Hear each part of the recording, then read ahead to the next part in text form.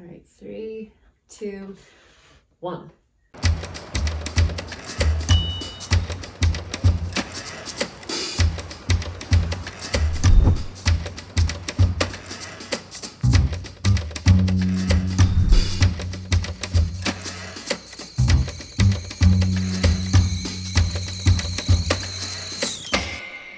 Well, hello everyone. Welcome to episode number 5 of Tea with Abbie, another at-home quarantine style edition.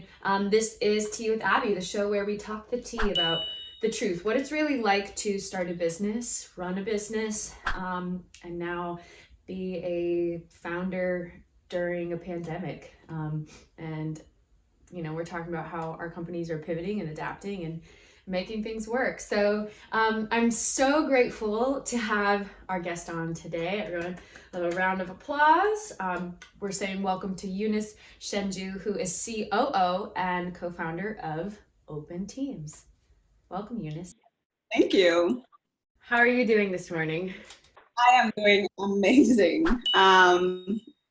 With everything that is going on in the world, I have tried to live in my little box and to find positivity out of everything negative that is happening in the world. So I'll definitely say that I'm doing good. I'm so grateful for that perspective. Tell me where you're recording from today.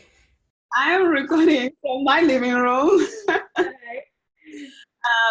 I wish I had, a specific dedicated office, but I don't. So instead of a dining room, I removed my dining room and I've created my little office in my living room. Perfect. So how much of your time now, and compared to how you guys were working before as a team, were you a remote team prior? Is what you're doing now new to you guys? Or how has it been the last month? Yeah, that's a great question. We have been a remote team primarily. So our team is all around the world. Actually, like my co-founders, two of us are in Austin, but one lives in North Carolina. Oh. So we're already used to working remotely and collaborating online. But for some of us that used to live in Austin, we will meet on a regular basis and collaborate that way. So it wasn't like completely new, but again, because of everything that is happening, we can't even have those small meetings that we used to have. Right, or the ability to just change up your routine and go outside and grab lunch somewhere and then come back. Exactly. And it's definitely something different when you get meet people actually in person. But again, we were already adapt remotely, so it wasn't a big change for Open Teams. Yeah. Do you want to tell us just a little bit about Open Teams and what the company is and then what you do for within it? Yeah, definitely. So Open Teams is an online marketplace that connects different enterprise needs for services, support, training within the open source industry with a network of partners who can meet those needs. And what that means is, I'm not sure how many people are familiar with open source that are listening. Open source usually is software that is built and developed by open source or developers that are volunteering their time. And over the past 2 decades, there have been a boom in the amount of usage of open source software. But one of the biggest challenges that enterprises faces when they start using open source is, who do you reach out to when it comes to support? Who do you need to talk to if you have a bug problem, if you need customization, if you need, different development to take place?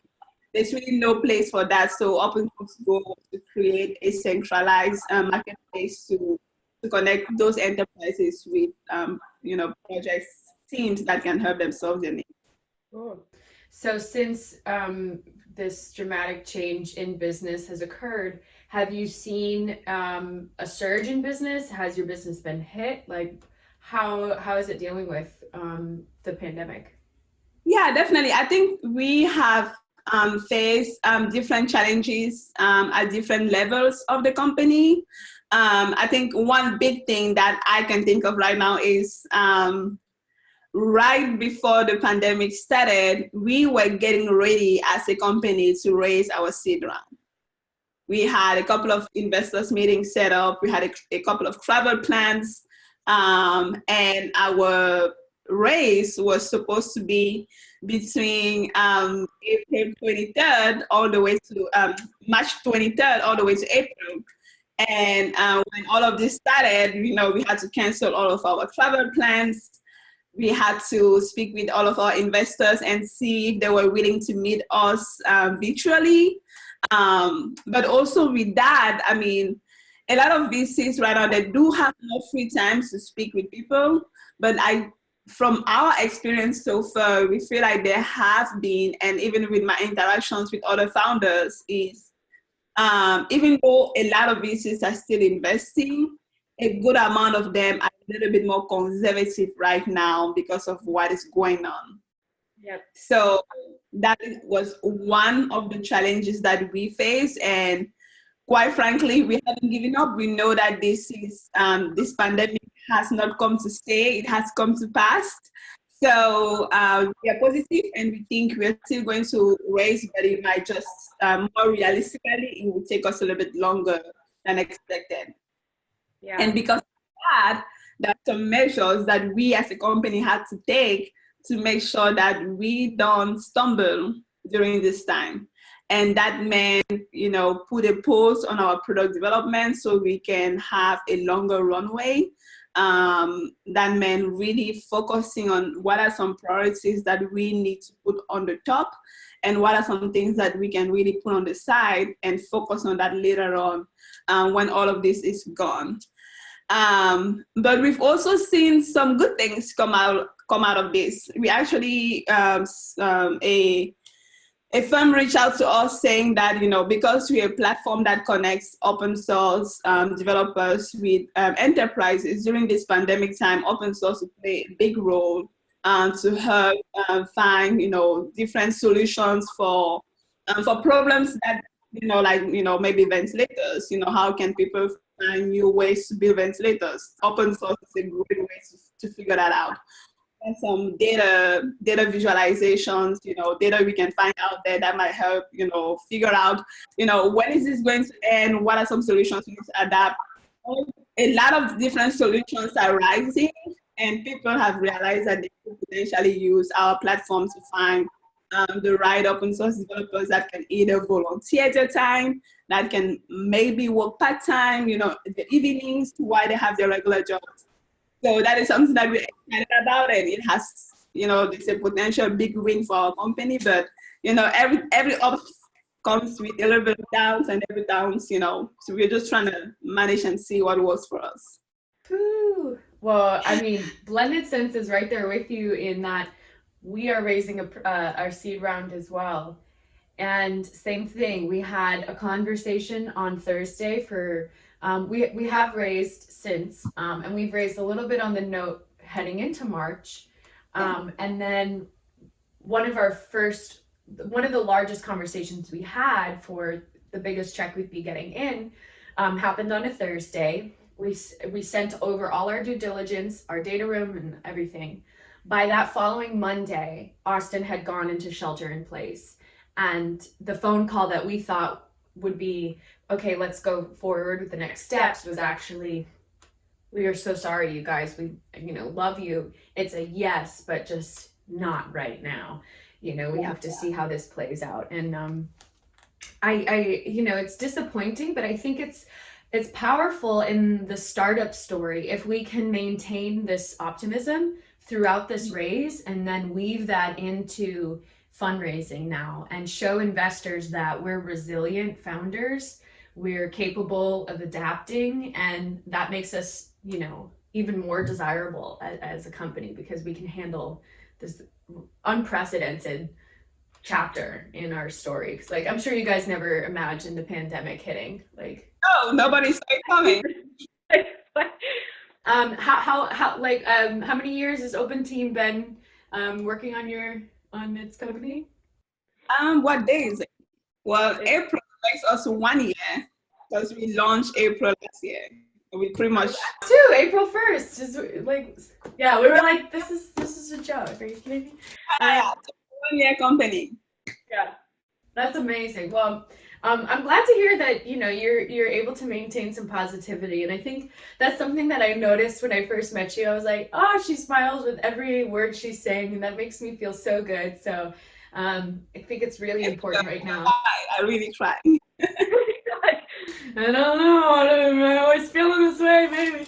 Awesome. Well, some of the questions that I typically ask don't really apply here anymore. They were like, okay, what's your hardest learning lesson? And it's like, well, obviously, like right now. But I would love to know, in your journey as a founder, pandemic aside, what was something that was a really high moment for you personally or your team, where you've had this sense of like, we're doing it, like, here we go? What was a good moment for you guys this past year?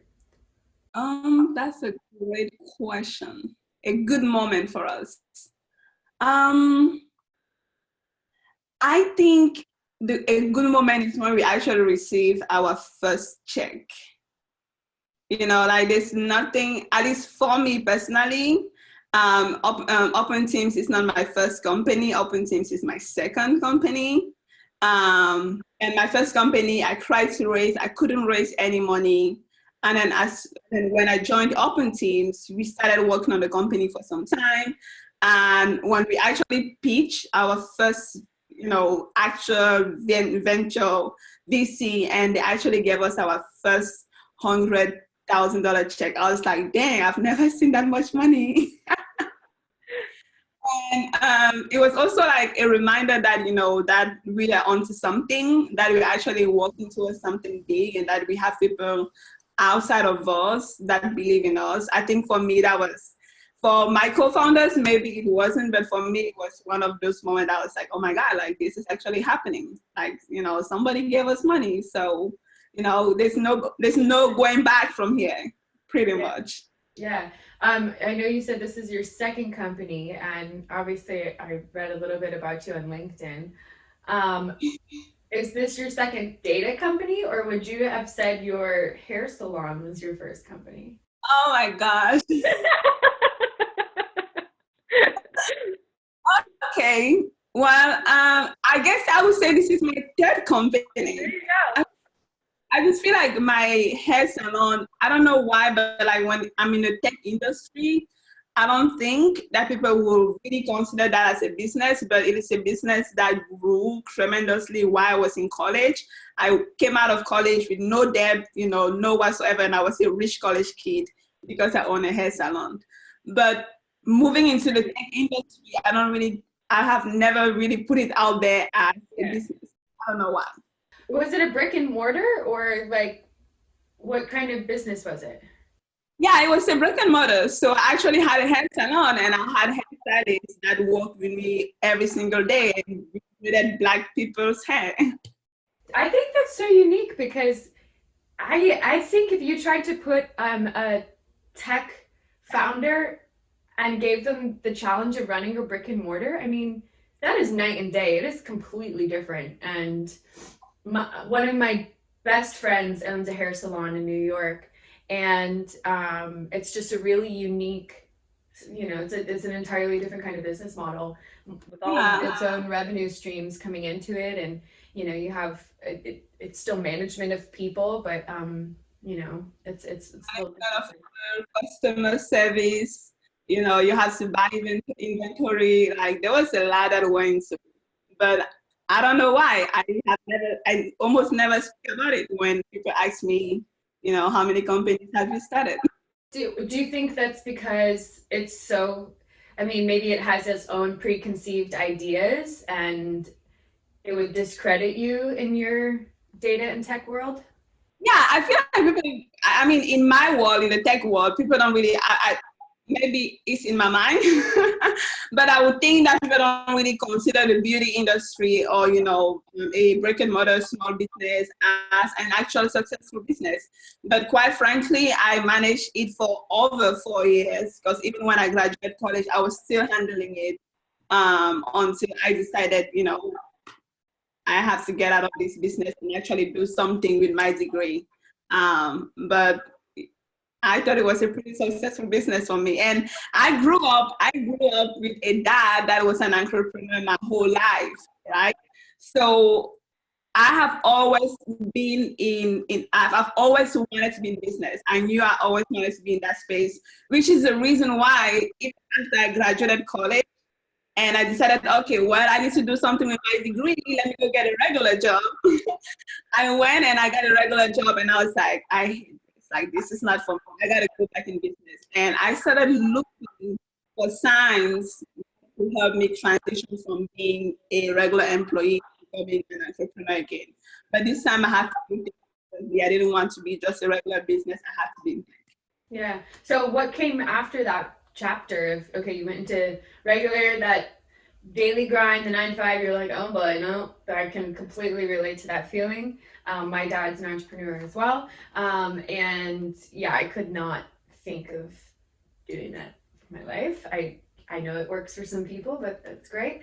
So what happened after that? Have you always been in data? Did you like jump right into founding a company after that? Like, what happened? Yeah, so what happened is I got a regular job. I was at Apple, and I was doing data analytics for them, basic data analysis, so nothing complex as machine learning and AI. But because I was in that space and I had a background in mathematics and statistics, I kept hearing about this thing that was called data science. So I started doing more research into it. I got curious, I bought courses online, and that's when I realized that during that time it was booming, but a lot of people didn't really know what that meant. So when I was going to meetups, I would find data scientists saying, I've gone through a boot camp, I've worked on a couple of projects, but it's so hard for me to find a data science job.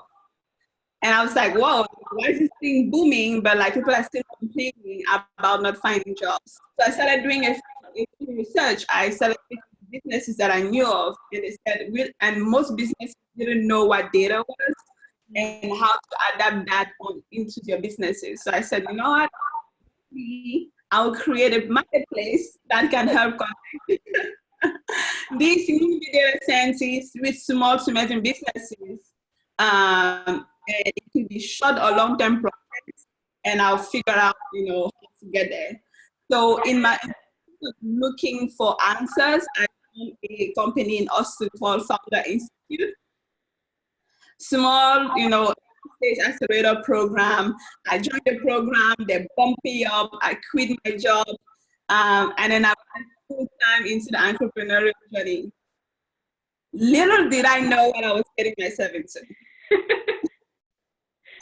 And I'm thinking and laughing today, and it's funny, but really the challenges that I faced during that time, I think I wouldn't want anybody to go through that, right? I wouldn't want anybody.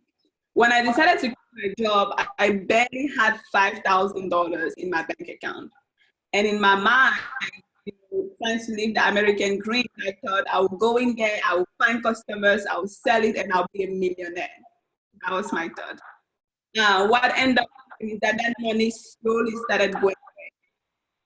And I was finding myself trying to battle between amounts of money and showing up to events and, speaking to customers, finding data scientists. I'll be traveling with, $30 in my bank account. I swear to God, I bought a flight ticket for $39 to New Orleans to go to a conference that a friend gave me their ticket for free.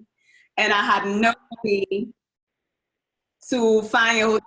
I had no money to eat, and I had $30 in my bank account. And I went for a conference. I didn't know how to I did. And I wouldn't go into the details of like how that went, but it was a great experience. I think I met a lot of people that I still connect with today that really made a difference in my entrepreneurial journey. Heck, in fact, our product development team with Open Team, I met them at that conference. There you go. Yeah, so, and a lot of things happened throughout that time, right? So I eventually, with me struggling for a whole year, trying to struggle, between, side gigs, get some money to feed myself, to pay my rent. I became homeless at some point. I couldn't pay my rent anymore. The car that I had got repossessed. Yeah, so, oh my God, it was crazy. You didn't, what was it? You kept going though. I kept going. What was there? What was it about it? Why? How could you keep going? What were you telling yourself? I don't know. I don't know what was thinking in my mind, but every single day I would wake up and I wear my suit. If you knew me back then, I was always in suit. It didn't matter what day it was, I had a suit on.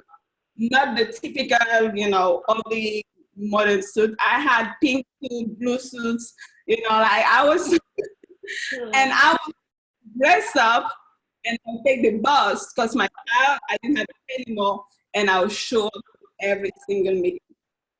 It didn't matter whether the meeting was in Houston, it didn't matter whether it was in Austin, I would show up every single day. And eventually, I showed up to one of those meetings, and that meeting changed my life. And that meeting was my current co-founder. He told me, you know what, I like you. I love what you're doing with your current company. I would love you to come with me.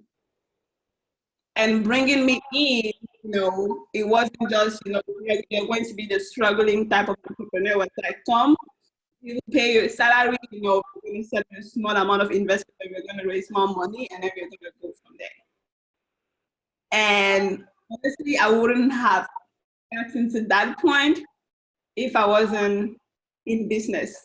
So one thing that I always like to tell people is, the best way to be successful in business is to be in business.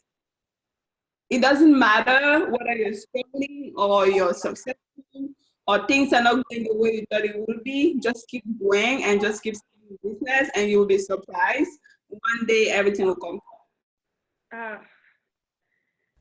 I've got literal chills right now because I understand that so intimately. And it's that quality that you hear very successful people talk about. I was living out of my car. I was counting my change. I was taking the bus, even though I was looking so fine. It's just so beautiful that the mindset of I'm going to make it happen isn't changed by your outside circumstances, but that the focus of getting somewhere is so clear in your heart that it's just a matter of time before everything aligns to put you there. And that I can just imagine what that moment of finally getting the opportunity and the salary, oh my God, that just must have made you feel so valid and relieved. I didn't know if I had to cry or be happy or I said, Mom, I made it. Cool. Wow. That's awesome. Well, thank you for being so honest, because I think it's easy to paint this oh yeah, and then I went to college and then I did this and then we got an investment and now we're a $1 billion company. And it's well, what about the people who were eating, toast for a whole week because they don't have anything else? And those are the stories that compel me because that's relatable, and it shows that you can do what you put your mind to. And quite frankly, I told myself that if I ever have to do anything like this, and if anybody follow me on my social media, I try to keep it real, right? I encourage people that entrepreneurship is the route to go, but know that it's not going to cut you, right? It's not going to be easy, because I am a living proof of that. And I'm not saying that my life is easier now. In fact, I think my life is harder now. It's just a different set of problems. different, exactly, right? So every journey has its own challenges. You just have to keep up and facing it and moving on. What are some ways that you balance your ambition, running your business, and taking care of yourself? Yeah, and I take it very seriously. One thing that I do every single day, first thing in the morning when I wake up is, and again, I am not going, I don't want anybody to like, like I'm not the type of person that says, wake up at 5 a.m., I do this. It's like, wake up whenever you can. But the first thing that you have to do, and I personally do it, is move my body. That could be going for a run, which is something I've been practicing way much more recently because most gyms are closed. And then I get back home, I clean up myself, and then I sit down and I write, and I'm grateful, right? I write 5 things that I'm grateful for every single day. The next thing I wrote is I write 10 goals that I want to accomplish. And then I write 1 to 3 things that I'm working on right now to achieve one of those goals. That is my little, and then I'll maybe journal and, do something else. But those are little things that I do on a regular basis. That helps me just calm down, think about myself, think about like my work. And like everybody else, from time to time, when this pandemic is not happening, I love to just go out and hang out with some of my friends. No. Oh, do you have family here in Austin, or where's your community of people located? Yeah, so I'm originally from Cameroon, Central Africa, so most of my family is back home. But I do have 2 siblings in the United States, one in Houston and one in Ohio. In Austin, I'll say my family is my partner. He's probably the only person in Austin as a partner, but I do have friends in Austin as well. Nice. Okay, some hard questions that to me need to be asked for women, especially in the startup industry and especially in technology. And I can imagine in data. Can you paint the picture for me of what it's been like as a woman in technology? And then, of course, you said you're here from Cameroon, so I mean that adds an entire new dynamic as a woman of color. Like, what has been navigating this tech space been like for you? That is so funny, but it's just like such a great question. And one thing that I like to tell myself, and I tell other people, is that, not only am I a woman, I am Black, but guess what? As soon as I open my mouth, I have a strong accent. So if I can go through this and still figure out my way in, anybody can. But I think, being a woman in the tech space has its own challenges, but it also has its advantages. Yeah. Right now more than ever, and I like to think of the advantages more than the disadvantages, because guess what? The fact that I'm a woman and I'm Black and I'm even an immigrant, and on top of that, I have more opportunities today for people wanting me to be part of, the community, of, the platform, of, the company, because of my and as much as many women find that as no, I don't want anybody to like, use me because I'm Black or because I'm a woman, I say it's an opportunity. So if because I'm Black, that will let me in, please let me in. And that's how I think. And quite frankly, I have a lot of challenges that most women face, like, imposter syndrome, like, building confidence, really showing up to meetings and like giving, selling 1,000%. One quick thing that I can mention, just that I have paid attention and I've seen it as a challenge that I am working on, is both my co-founders are white men. And sometimes when we show to things, they have a really great way, and I praise them every single day for it. Of really thinking about the company, thinking about the big picture, and how eventually we will become, hundreds of billion-dollar company, a huge, $10 billion or like $100 billion company, and they speak with so much confidence, really well. And for me, I like in a more realistic way. But I am changing, right? Because that's selling the big picture, putting a lot of confidence in every single thing that you do is what makes you successful. And quite frankly, men have that. They know how to, sell things, even though inside them, maybe not work. But when they talk about it, they have so much confidence in it. As women, we like to be more realistic. And I've seen that even when I speak to my other founders. When I speak to my guys, I'm very good at saying, oh yeah, like, like they're making it like they can raise big sum amounts of money. Maybe sometimes even their math don't work. But like as women, we want to be perfectionists and want everything to the way we want it to look. And not even just that, we set ourselves short. Right. So those are the little things. I mean, there are a little bit more things that go into that, but again, I see it as something that I think I want to improve myself. It is a challenge, and I'm a woman, but like, it is also an advantage to be a woman right now because there's so many opportunities for us to grow. Whew.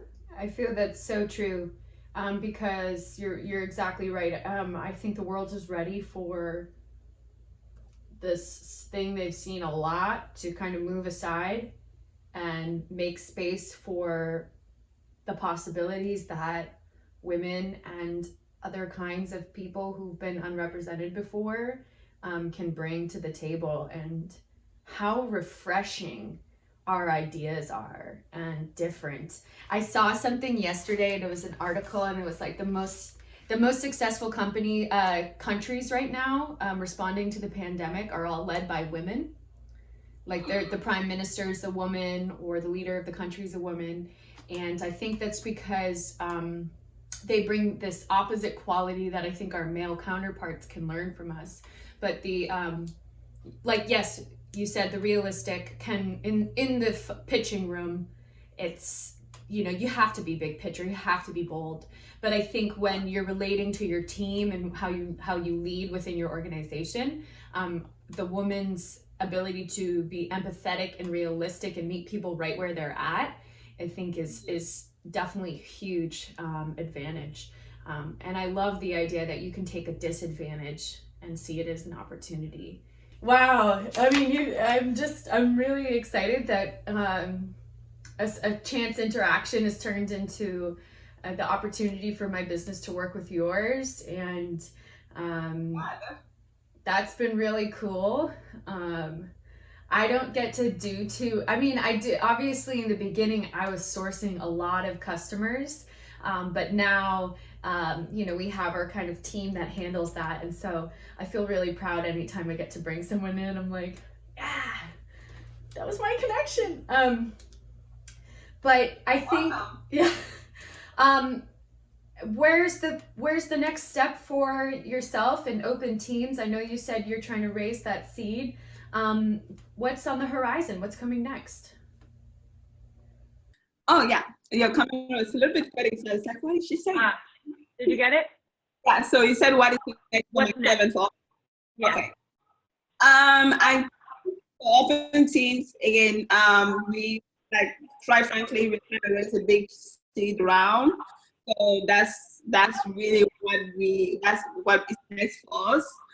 But again, we decided that the pandemic is slowing things down right now. We have put a big focus on acquiring customers, enterprise clients, acquiring partners. Because again, probably like 80% was going to be focused on fundraising for the next month or two. Now it's more of a 50-50%. Really figuring out, how can we onboard more enterprise clients that will write us projects. Our goal is to help open source developers not be, freelancers or contractors that will make, like 1,000 here and 5,000 here. Our goal is to make them, full-time engineering, salaries, actually get paid full-time engineering salaries. So really focusing on working with enterprise customers and getting those bigger deals is something that requires times. But as we continue to onboard more clients, we will see how that goes. So yeah, I'll say, and then we'll keep seeing how this rate goes for the next couple of months, and hopefully something good comes out of it. It absolutely will. I have no doubt. That's how your track record has gone. So work really hard through adversity, and then something golden comes out on the other side. Yeah, definitely. And I would think for me, something that is something that reminded me during this pandemic time is that, come and go. I mean, changes can be done in a matter of minutes, not even a matter of weeks or days. So understanding that, as an entrepreneur, you have to adapt to every changes that comes your way. So I will keep working and giving my 150% to open teams. But one thing that I've also made a commitment to myself is also, continuing building and growing my personal brand out of my own company, which means I will start blogging, and I'll start blogging more often. So that's my little thing that I am on the side. So cool. All right. Well, this is the part of the show where I ask our guest, what is their statement sip? So is there a key phrase or mantra or quote that you love to live by? If you don't have one, I wrote one down that you said. It was so good, but I'd love to hear if you have something for us. I'm curious, what do you wrote? Well, I wrote down the best way to be in business is to be in business. Oh, that's true. I think it's because I think you can apply that to a lot of different perspectives in your life. Whether it's just trying to get up every day, and in this pandemic, you're like at least making your bed and putting clothes on and like getting your workout in, be like being in business, or literally if you are a founder right now out there trying to figure out how to create more runway for yourself during this really uncertain time. Even that one customer, still you are in business right now. But did you have something else for us? Yeah, I think that's really good, especially for, it's a good quote that I do live by on a regular basis when it applies to business. A quote that I live by that applies to my personal life, and I had to remind myself of that lately, was live in the now, right? As an entrepreneur, I get to, and I don't want to say punish myself, but I don't reward myself enough. And I always want to get better and better and better every single day. And for the very longest time, I kept telling myself, you know what? When I have this, I'll be happy. You know what? When I do this, I'll feel accomplished. Never mind. When I get to this point in my life, I will call myself successful. And I realized that as much as that is a good reminder that I need to be working harder and harder every single day, I need to live in the now, which means I am happy with what I have right now. I am happy with my apartment that I have. I'm grateful for the fact that I'm speaking to you today. I am grateful that I have food that I can eat, a home that I can stay. I am living in the now. So that's my other mantra. Okay, so you're gonna grab your coffee cup. We're gonna do a fake cheers, and we're gonna say "Live in the now." Yes. Are you ready? Okay, 1, 2, 3. Live in the now. All right, everyone, that is the tea. Another episode. Thank you so much, Eunice, for your honesty and bringing so much joy to everyone this morning. I cannot wait for our audience to see this next week and feel inspired and fired up to go chase their happiness now. So thank you so much. Thanks so much for watching Tea with Abbie. Be sure to click subscribe and smack that like button so you can stay tuned. Smack that like button. See that like button? Smack it. Thanks so much for watching an episode of Tea with Abbie. Be sure to click subscribe and smack that like button so you can stay tuned with new episodes all year long. And if you want to learn more about Blended Sense, visit us at our website, www.blendedsense.com, or follow us on social at Blended Sense or at blendedsense.io. See you next week.